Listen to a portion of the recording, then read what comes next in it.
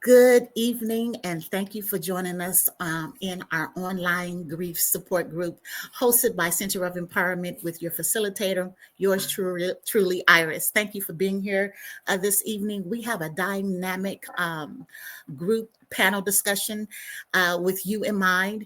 We want you to know that you're still in the space of safety, of healing. You can ask your questions, put them in the chat, and don't hesitate to reach out if you need additional support. With that said, we want to make sure that we pause in this moment so that we are centered, so that we're in the moment, so that we release what has happened this morning just before we start. And let me tell you, me and this technology is having a full good time, okay? So we're going to take a deep inhale through the nose. And we're going to hold on the count of 3. Exhale through the mouth. 2 and 3. Yes. And you might want to kind of rock it out just a little bit. That's what I do. Kind of stretch out that muscle, that spine. And then exhale. Yeah. Inhale. And exhale. On this last breath, we're going to remember that who we are and whom we are, created in the very image and after the likeness of the creator of all life. And so what that means, you are not no junk. Take another deep inhale through the nose. And on the count of 5, you're going to exhale slowly through the mouth. 2, 3, 4, and 5. Exhale through the mouth. Yeah, that always feels good to me, that intentional breath, because it gets me centered, focused, and it reminds me that I have no control over, to release it and let it go and let God, the universe, activate and do what it got to do and let me stay focused on the main thing. As one of my mentors and one of the guests says that that's coming up today, don't forget to keep the main thing the main thing. With that said, we want to introduce our guests. We have Tracy Holmeyer that's coming to the stage, and we have Dr. Jewel Diamond Taylor coming to this stage. And we want to say thank you for being with us today. Listen, I'm going to be transparent right here. I want to thank y'all because you didn't have to do it. We actually recorded last week, got all the way to the end of it, and yours truly didn't hit the record button.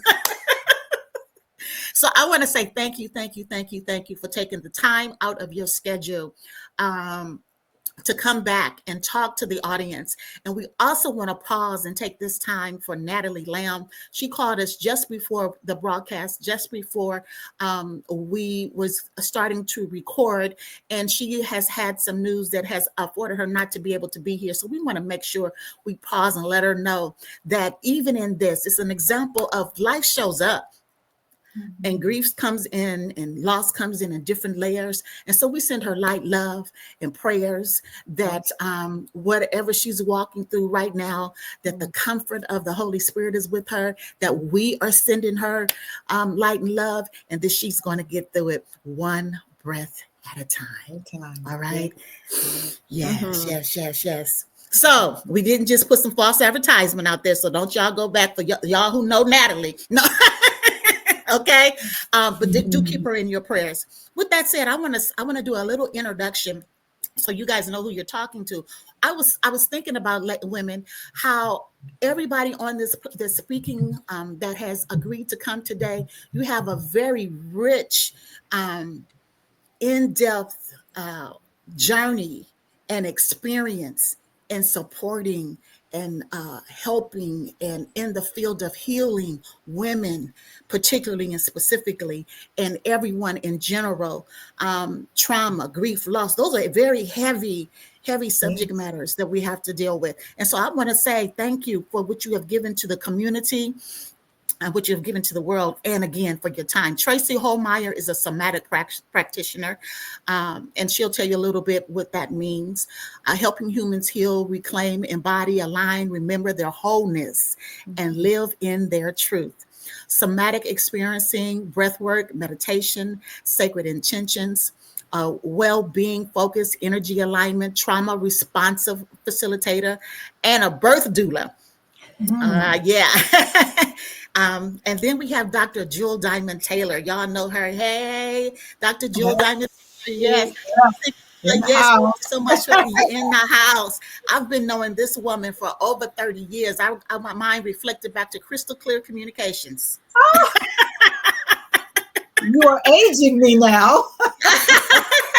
Wow, that's awesome. Yeah, yes. She is a wife of 55 years, mother, grandmother, conference speaker, author, life coach, and the founder of Women on the Grow Incorporated. And I have to say that is a powerful organization and fellowship and tribe of women.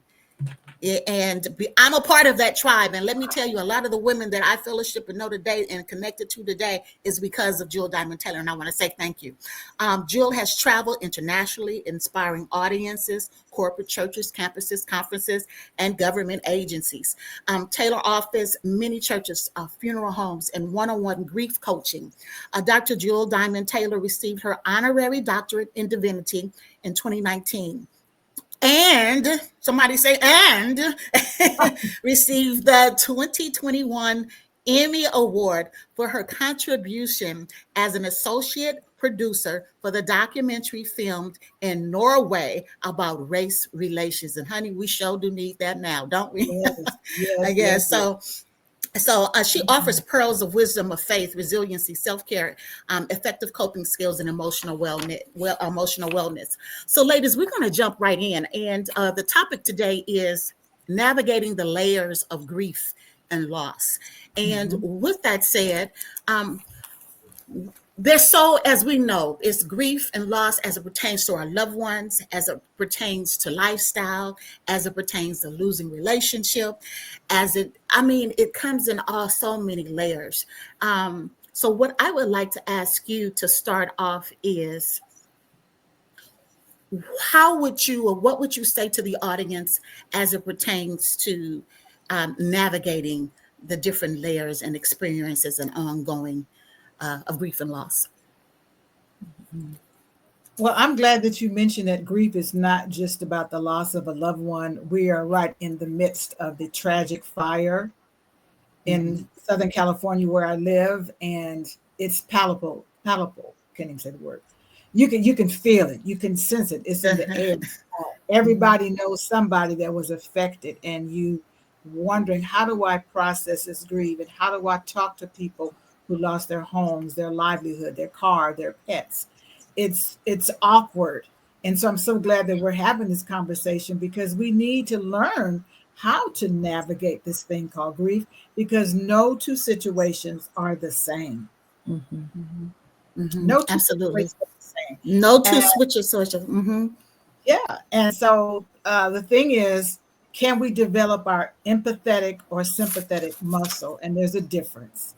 I'm very empathetic, which I'm sure Tracy and you are, Iris. And when you are empathizing, that means you're engaged, you're involved, you're sitting right there with them, you're connecting with them, you're listening to them. You're not trying to offer any answers. But sympathy is like, oh, I heard you lost your husband. Oh, sorry your dog died. And then you move on. It's an expression, but there's no engagement. And so I know that one of my archetypes is that I am a nurturer. I didn't ask for this. I didn't know it, but it was like, my Mm-hmm. goodness, Jewel, why do you get Mm-hmm. so your hands in the dirt? Why you're Mm-hmm. just always showing up? And then people say, Jewel, why are you doing that? I can't explain it. It is my Mm-hmm. purpose, it is my gift, it is my calling, it is my joy, it is my honor, and it is my pleasure to help people walk through this thing called grief, because everybody's going to experience it. Mm-hmm. Mm-hmm. Absolutely. Absolutely. Now, this is what I'm going to ask. I don't know. Can you guys see Jewel okay? Or is her camera coming across clear for you guys? I know for me, it's It's a not. little fuzzy to me. It's a little fuzzy. So I'm going to pull you down and let me put you back up. Okay. I think it's move So your camera because your face is real blurred. it's a Is little it? pixelated, yeah. Yes, it's I'm going to turn off my light and see if that makes a difference. No, it's dark or now. go back out, or you can go out and come back in, and I'll edit this part of it. Okay, so I'll There, come out. there it is. Yeah, go out and come back in. Yeah. Let's see.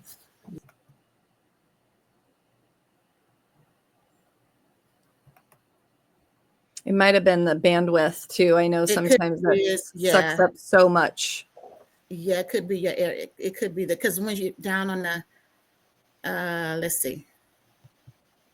I just don't want you to look like, where you can't see your face. It's not clear. Oh, because it looks clear on my end. That's So crazy. down on the small, yeah, it is on the small screen, that little small, Yeah. it's clear. And then when yeah, That's not clear. that's a little better. Okay, we'll keep moving. Okay. It's a little 'Cause better. It's a little better. I do have to Okay. go soon. I know you do. I know. That's right. Okay. So with that said, Tracy, what would you say as it relates to navigating the layers of grief and loss? Yeah, it's first so good to be here and just honoring this space to allow grief to matter, because it is something I believe that is so missing in what we're experiencing today. Because I believe that, grief is a part of the cycle of being here, and our society, particularly here in North America, as it is now, avoids it seemingly at all costs. What I would say about navigating grief is actually that we don't navigate it. We must surrender to letting it navigate us. Okay. And what I mean by that is that if we allow grief to come in, it stewards us through these different processes and these different layers. And quite frankly, I think that grief it can be such a beautiful companion in this life if we let it navigate us through and back towards our humanity, our vitality, our interconnectedness, our interdependence. Not even just with humans, but all beings, water, earth, nature, animals, creatures, and so much that we've lost contact with. So my belief is that grief stewards us back towards what it is to be alive while we're here, because the life-death cycle is happening, whether we want to admit it or not. Awesome. That's good. I think about, some of the listeners may say animals and other living things, and think about how you feel when you're if you have had animals, dog, cat, and when that dog or cat expires, it transitions, dies, or you lose the dog or cat. It could be what you feel. And also I think about last week when I realized I didn't record and tears started streaming down my face because I couldn't believe it. My dog Zoe jumped in my lap and really began to just to comfort me. It's amazing because she has a tendency to do that. But we have our animals that they have grieving dog. What do they call them? Dogs that support you in Emotional. the journey. Emotional support. Therapy, emotional support creatures. Yeah. And, I would add, there's something so pure about beings that are not at the same cognitive level function that human beings have arrived at. There is such a purity, even to children, right? Children, animals, creatures, the earth, that I think makes it even harder to let go of, because us as grown human beings, we do a lot of damage as well, right? And there's such a purity to those beings. Yeah, they might chew up a shoe every once in a while, or draw on the wall if they're a child, but there is such a purity that we can rely on and trust. And it's no less of a grief by any stretch, in my opinion, to lose anything. And grief also comes up. We can lose a job and have grief. We can lose a home and have grief. I think that we need to broaden our perspective of what grief is, and really define it personally for ourselves. Yeah. Yes, exactly. May I share something? When my 38-year-old son passed from cancer and I posted it on Facebook, I got an alarming amount of, stunning how many people reached out. And because of that, a school teacher reached out to me and mailed me a package. And in the package was a booklet full of individual letters to me. And she Mm. said, "We are so sorry to hear about your son." And I decided to make an assignment. And they had to write you a letter of condolences. I was so struck by that. And I asked her, Mhm. could I come to the classroom? I went to the classroom and I gave a brief overview of what happened. I was so touched by the questions. Mm. And it let me know that we need to educate young people Mhm. because they're told, don't talk about it. It's quiet.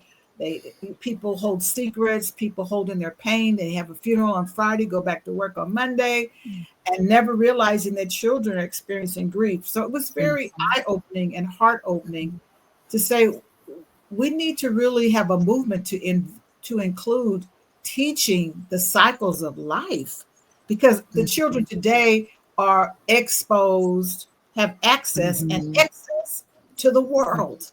Mhm. And they were saying, "What did you do? And how did you feel? And my Mhm. grandmother died, my uncle died, my daddy died, my dog died. And what do I do?" And I said, "Oh my God, these kids are living with these unanswered questions in a silent voice. Mhm. And we don't know what that's going to do to them as an adult in coping with Mhm. grief. Maybe they Mhm. will be silent. Maybe they will never speak the name. Maybe they will never have a ritual."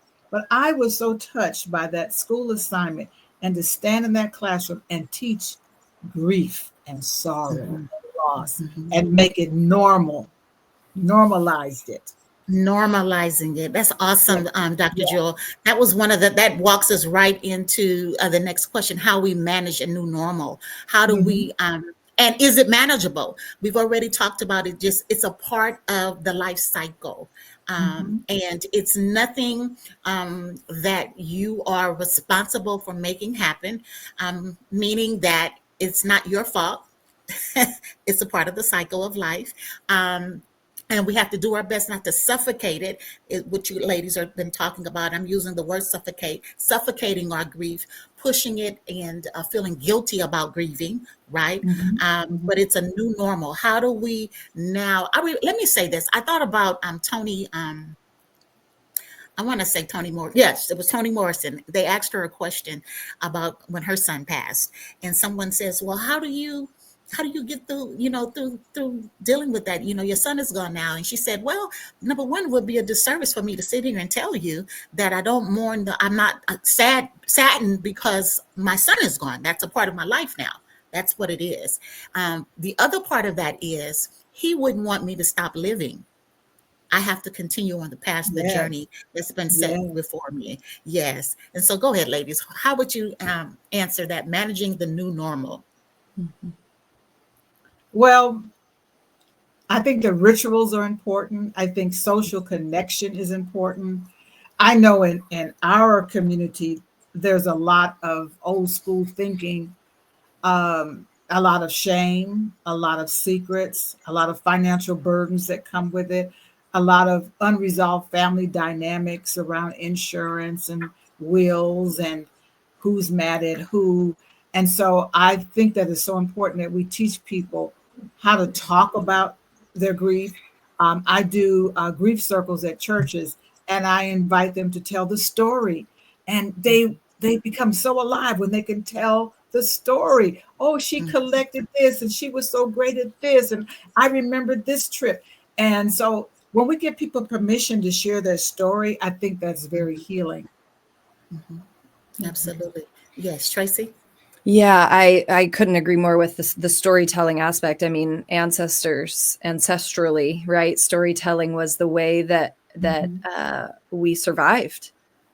It was the stories, which you could call some aspects might be considered like fairy tales now, or bedtime stories now, or all of these different things. But there are keys inside the story that we need to remember with storytelling, Mhm. myth or fairy tale or Bible verses, whatever you want to look at, that these stories were told in a way to see each character as a part of what's inside of us.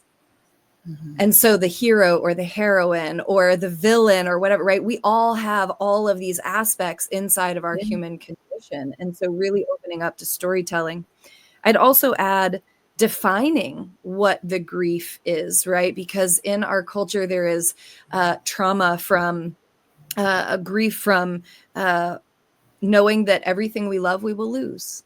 Right. Francis Mhm. Weller has 5 gates of grief: the places that have not known love, the sorrows of the world, ancestral grief, what we expected and do not receive.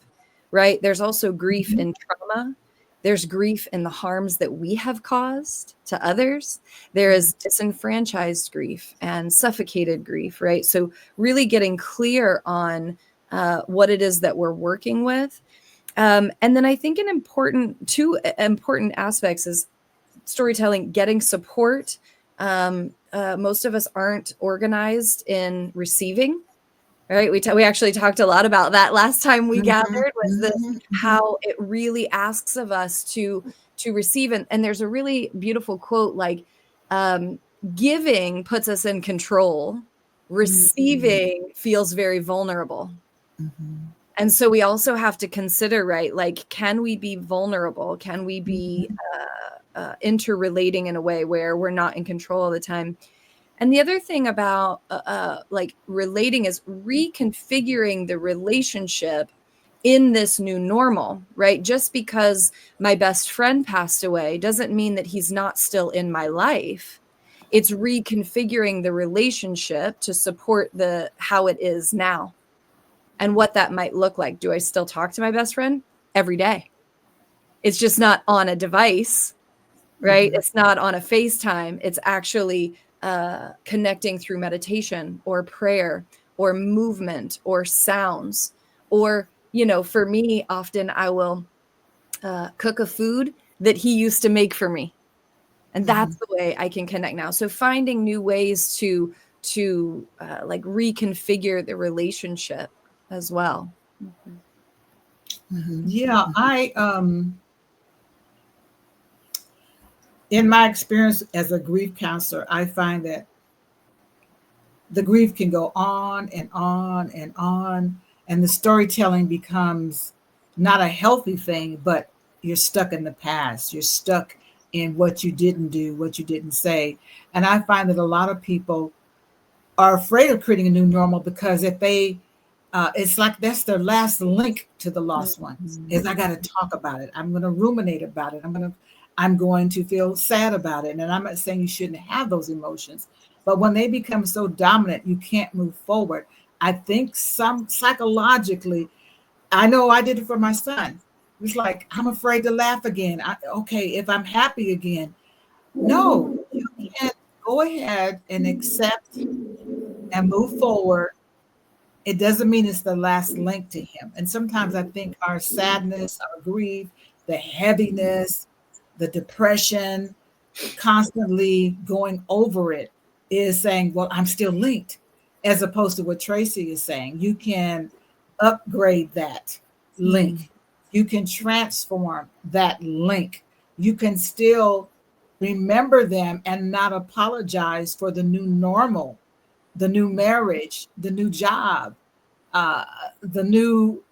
I know someone who lost a pet says, I'll never get another one, never get another one. And I'm thinking, as much as you love that experience of being a mommy to a dog, why wouldn't you want that again? But I understand that just as in relationships, I find that a lot of women sometimes, it's not that they don't want to love again, they just don't want the betrayal again. They don't want to experience the loss again.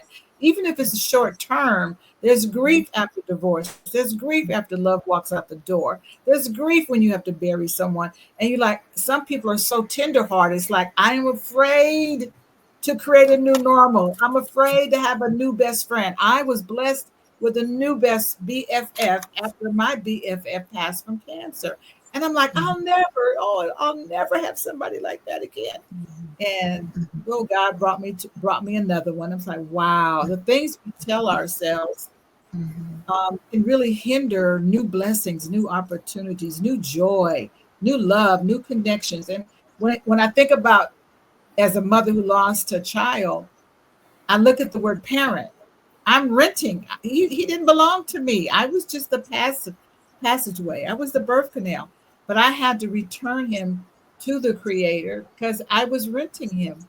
And a lot of times when life doesn't follow our script, like, no, he's supposed to bury me.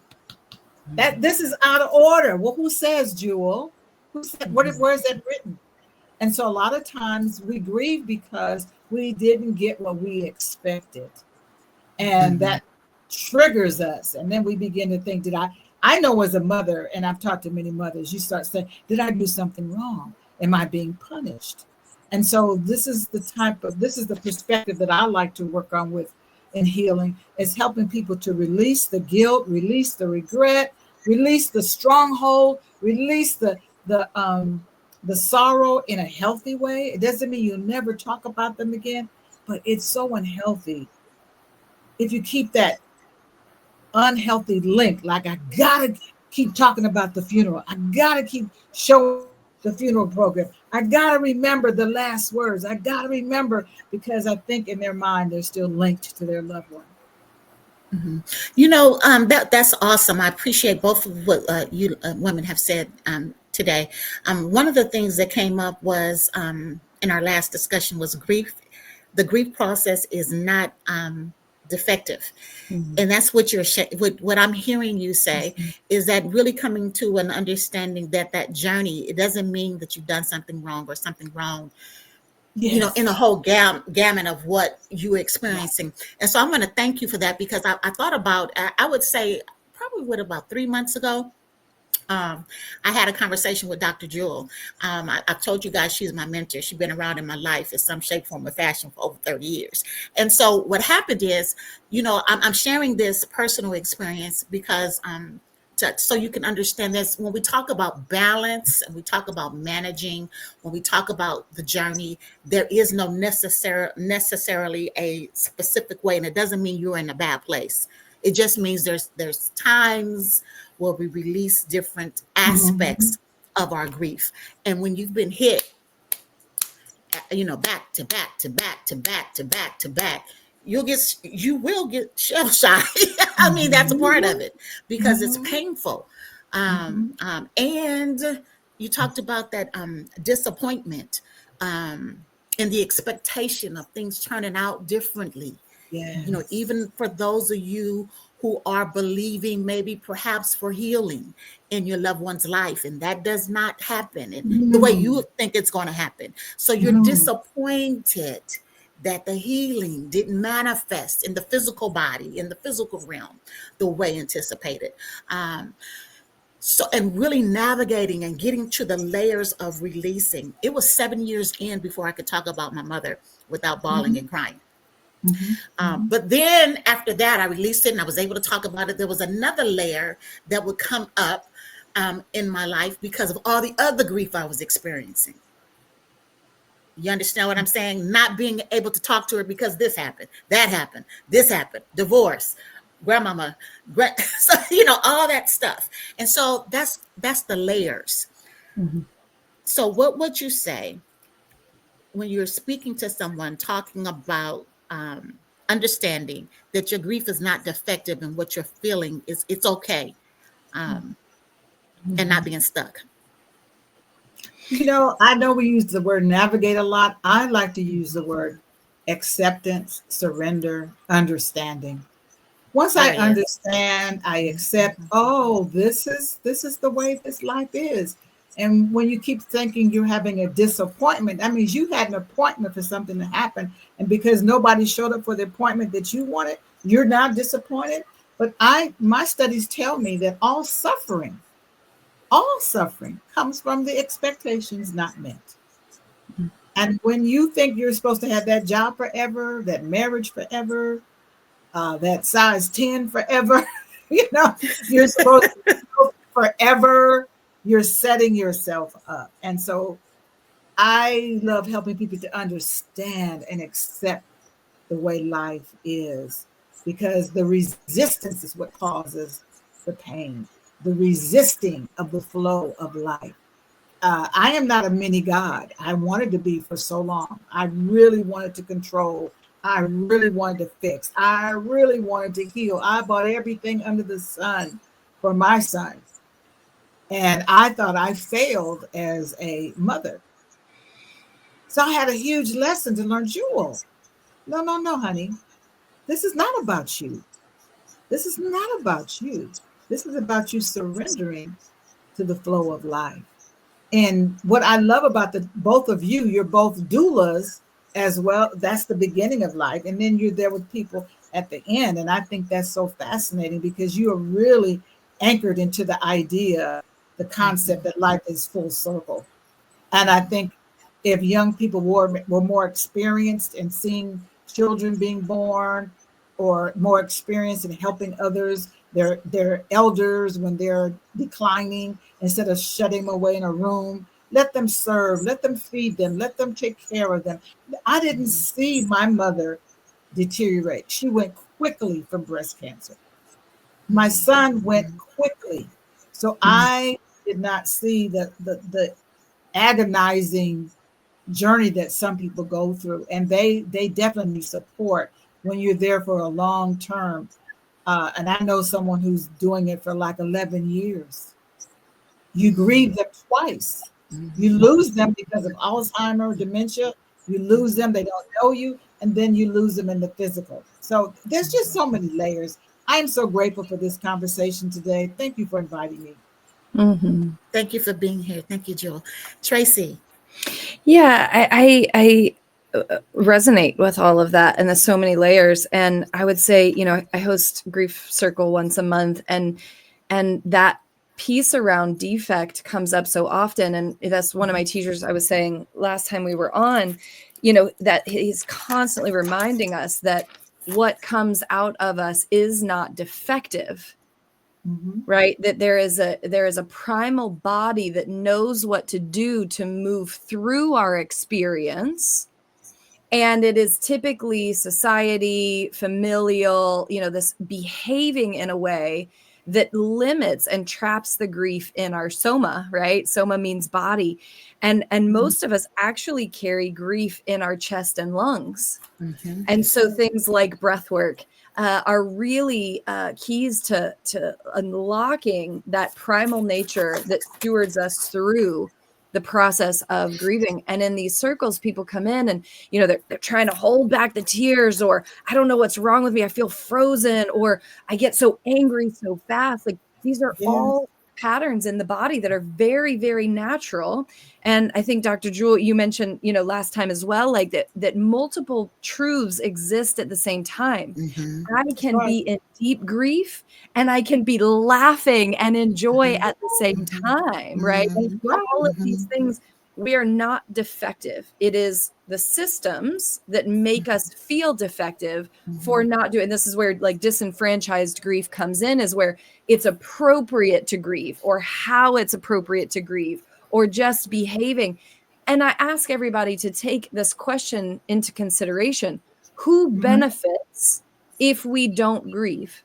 Who benefits if we don't embody the whole human condition? Who benefits if we are stuck in these ways? And I'll tell you, the answer isn't us, right? So if we really want to be well and want to heal, we have to get back to what is original to our bodies and the nervous system, and processing through. Defective is actually a term that would be used to describe what's natural, but that isn't convenient for the systems that say hustle and grind and go back to work on Monday morning. I'm getting fired up now. Can you tell? Yes, I can tell. Yes. We have to learn. Yes, you said one of the other things we said, you have to learn how to lose before we learn how to love. Yeah. You have to experience. That for me is really, when you look at like age appropriate truth, obviously, but children should understand the cycles of losing before they are learning what love is, right? That what ends up on our plate was once a living thing, whether it's vegetables, right, that are pulled from the ground, or animal, depending on, your what you eat. But like in love, to fall in love with something, you're really only in deep love. Scott Peck says that love is the willingness to extend oneself for the spiritual growth of another. Right? So to be invested in someone's spiritual growth, to be invested in their well-being, that's really love. And if you are invested in another, absolutely there is going to be an impact of that, of their loss. And to not grieve, I think, is not accepting that we've been impacted in this life. And what a travesty that is, to not let mark and love, like let life mark us, to let love mark us, to let other beings mark us. Awesome. Powerful. Awesome. Thank you. Yes, it is very powerful. Natalie's not here, but she made the distinction of world grief and personal grief the last time we were together. Yeah. And so, and how that impacts how we feel, how we respond, and how we show up, and the heaviness of that. Ladies, do you have anything you want to share about that? The distinction of world grief. Ironically enough, last Thursday when we met that evening, we had the airplane crash with the Black Hawk, and there was a large loss of life. That impacted everybody. Not everybody. See, it's the people that are empaths. It's the people who, Mm, yeah. And so I would speak to those that are empaths. I would speak to those that are scrolling social media day and night, all day. The excess and the access is very harmful. We have to understand there's things we cannot control. We have to be critical thinkers. We have to let grief help us to develop a muscle of gratitude. Every time I hear a tragedy, I tell myself, oh, I'm so grateful. I'm so grateful for my protection. I'm so grateful my family's still here. I'm so grateful I'm still alive. I'm so grateful I have a home. So I had to train my brain, because if I didn't focus on what I was grateful for, I would have a lot of anxiety, and I would have a lot of sense of, what can I do? And this is terrible. And oh my God. I think that, again, all suffering comes from having expectations that life is perfect, people are perfect, marriage is perfect, life is perfect, parenting is perfect, our bodies are perfect. Once we embrace that and surrender to that, then we do the best that we can. We give ourselves grace, and we accept this ticket, this ride that we're on. There's a lot. I yes. think life is full of mystery and life is full of miracles. And you have to Yes. train yourself. What are you going to focus on? It's not that you don't care. It's not that you cold-blooded. It's just that I am not in control. I'm only in control of how I respond, how I react. What am I saying to other people? Am I spreading the hate? Am I spreading the fear? Am I spreading the anxiety, or am I helping other people to develop rituals and listen to music and get those hugs and drink your water and get on the floor and play with the children, go outside and go for a walk, listen to your favorite music, pray, meditate, do things that are going to make you feel alive, because this is temporary. This is temporary. Awesome. And Yes. I mean, at first I felt a little guilty. Sometimes I think, am I not caring because I turned it off? No, Jewel, you can't fix it. No. And it's one of the reasons I started my nonprofit, is so that I could be effective and impactful right where I am.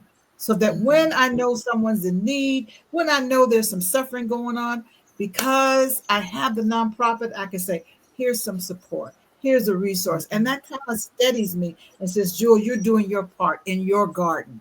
I am not in charge of the whole world. But if I do my part where I am, it's a ripple effect.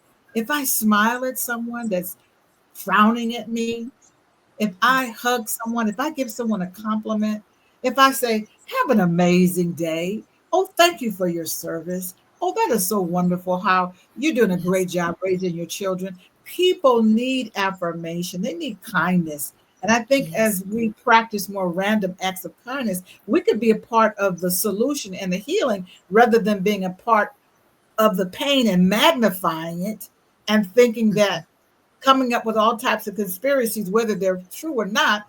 The reality is it's tragic, it's sad, send prayers to the family, but I've got to focus on what I can do where I am.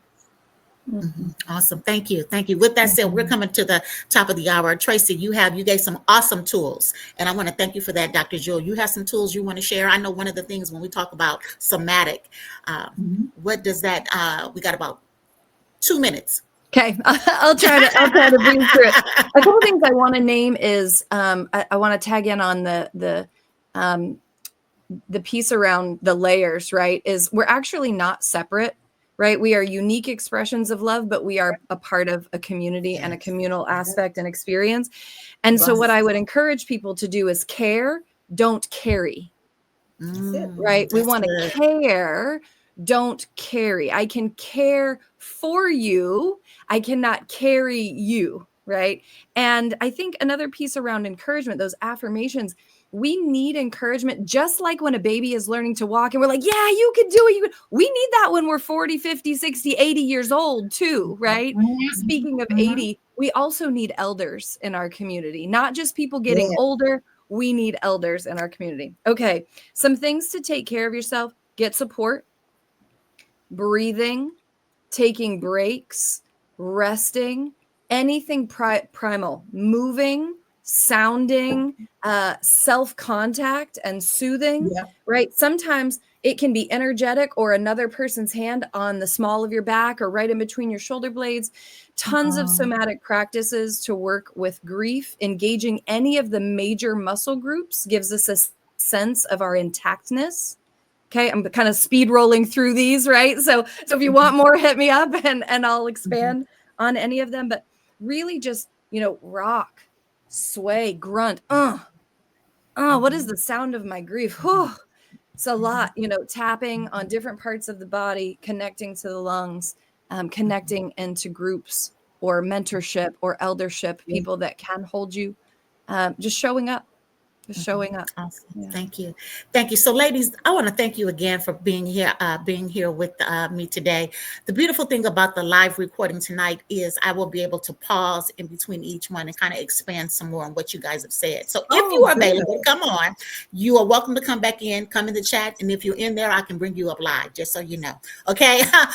So you can expand further if you want to. All righty. So thank you. Any final words? Oh, I'm taking a deep breath because we covered a lot of I appreciate what you were saying, Tracy. I would just tell somebody, go ahead and scream. Go ahead and scream. Primal scream. Ahead and just go ahead and just say, ah! Sometimes I get in my car, I open up my sunroof and I just let it out. And I love what you said about the lungs, because that's where grief impacts the body. It's the nervous system stores it in the lungs. And I deal with a lot of people who are having health challenges. And I'll say, where is the C? Where is the challenge? It's the heaviness on the chest. They haven't processed the grief. They haven't processed it. Processing it doesn't mean that it's over. It just means let's work through it. Let's understand how it's affecting your body. You cannot separate your body from your feelings. And they can find you. We're going to have the information where they can find you, Dr. Jewel. You want to tell them how they can find you? JewelDiamondTaylor.com. Real easy. JewelDiamondTaylor.com. I'm on Facebook. Yes. I'm on LinkedIn and all the social media platforms. Thank you so much. Awesome. Go ahead, Tracy. Yeah, I would just say Martine Prechtel says it's grief and praise. So just remembering that we can hold both. We can hold grief in one hand and praise in the other, and be stretched by it, right? To feel what it is to come alive, and just to go gently. We don't have a lot of models for this. We unfortunately we have to seek it out, and so being willing to try and get support and be kind to yourself in the process. And if you find it hard to be kind to yourself, then do it for someone who loves you. Awesome. Thank you so much. Again, thank you, ladies. Thank you, audience. And we will see you next time. God bless you.